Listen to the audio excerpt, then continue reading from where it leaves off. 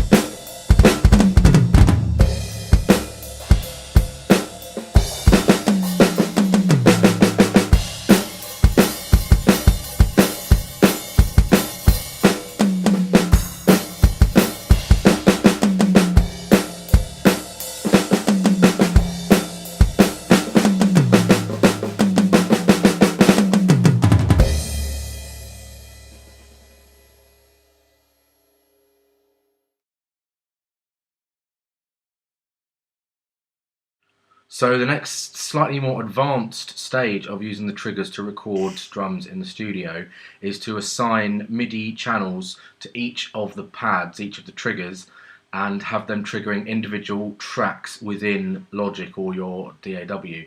This would be exceptionally useful if you were miking up the drums as well as triggering them, so that you can reinforce those mic'd sounds, and then you can have pairs of tracks, i.e. tom trigger, tom mic, snare trigger, snare mic. And so I've just got this set up, and you'll see on the screenshot that when I hit each individual drum now, they are triggering a different track.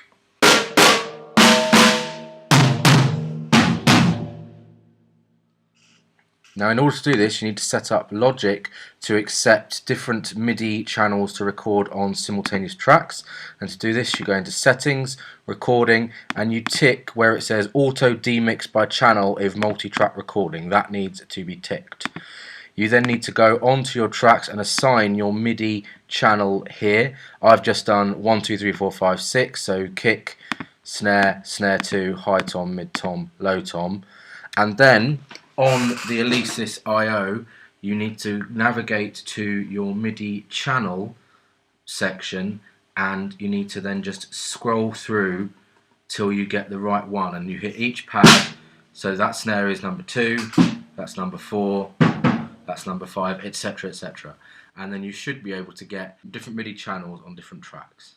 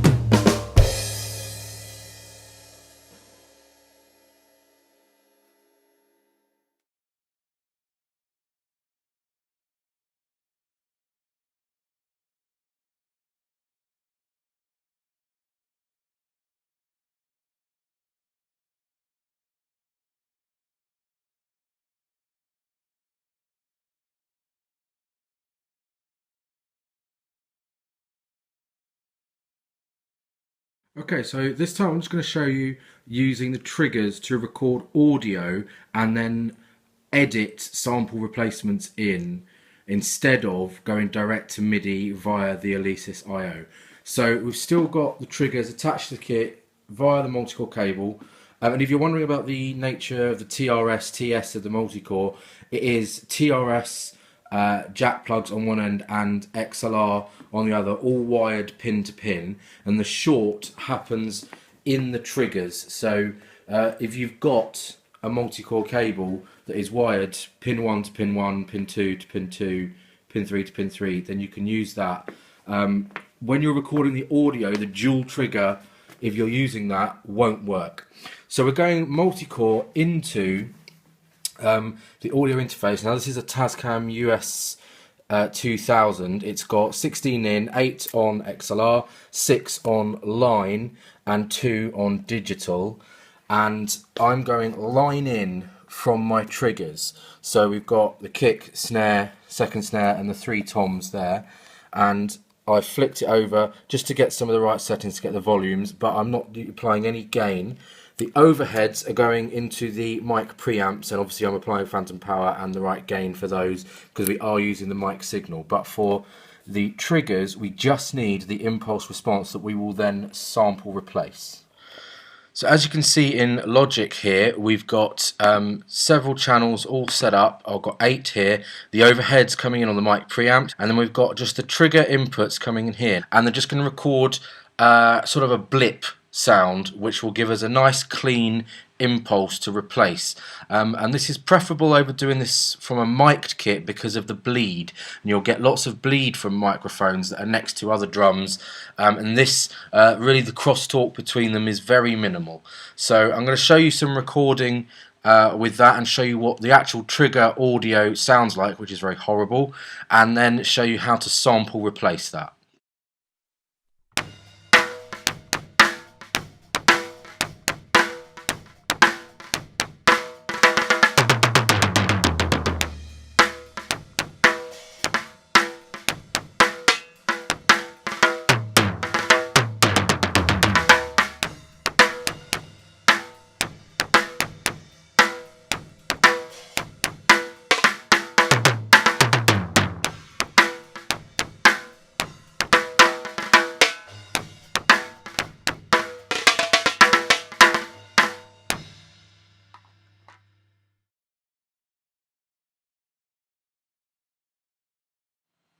Okay, so I'm now going to talk you through how to sample replace these impulse responses recorded from the triggers so that they sound a lot better and you can have a bit more editing control.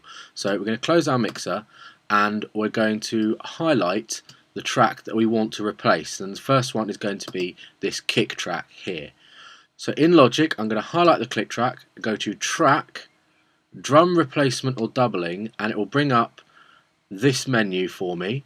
I can close this because I'm going to choose a different sample, and as you can see it has placed a yellow line where each of those impulse responses is, and I can zoom in and I can scroll along and it should have ticked and put a yellow line on all of them. If it hasn't, I can use this window here and I'll change it to kick and then I use this threshold setting to change it, going up for less and down for more, and you can hone in on that setting and you can scroll along and just make sure you're viewing everything. So there's one there that isn't an impulse, so I'm just going to move it up so we're not falsely triggering that, and scroll along, and most of the other ones look okay, and we'll get to the end.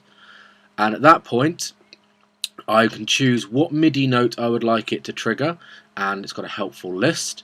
I would like it to trigger C1, which in MIDI is the kick drum, and I can then press OK, and it will have given me a MIDI note on each of those drum hits.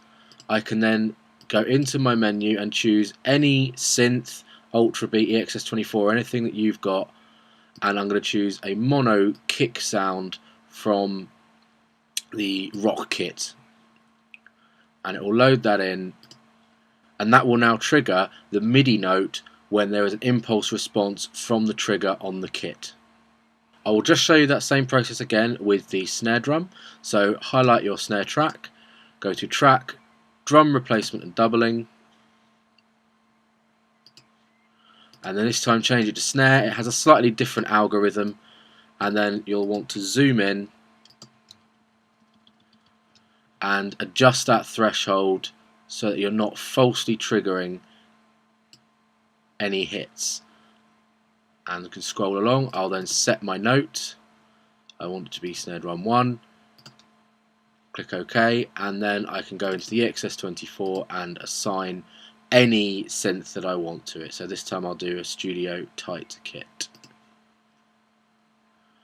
This is really great also if you want to use different samples from different kits. So as I'm sure you're aware, in the EXS24 there's lots of acoustic kits, lots of electric kits, and in Ultrabeat there's a whole load more, and they're all available to you, and you can trigger and mix and match different elements of all the different kits and even double them and triple them up and start layering things. And that process is exactly the same for the toms.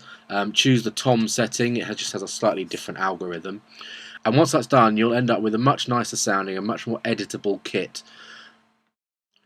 So I've just sample replaced the rest of the tracks using the same process, and I've given it a little bit of a mix and assigned the drums I want to each individual channel. So I've got a rock kit there on the EXS24, a Studio Tight kit on the toms, and an Ultrabeat snare on the little snare drum.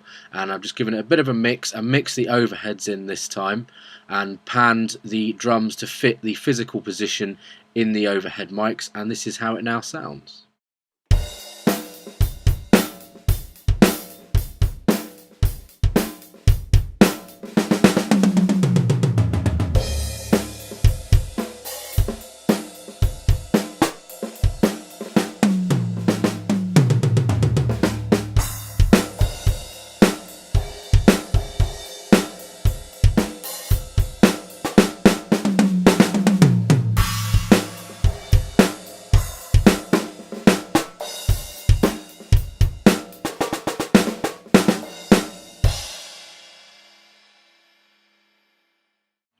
I hope this video has been useful to anyone looking to expand their drum sounds.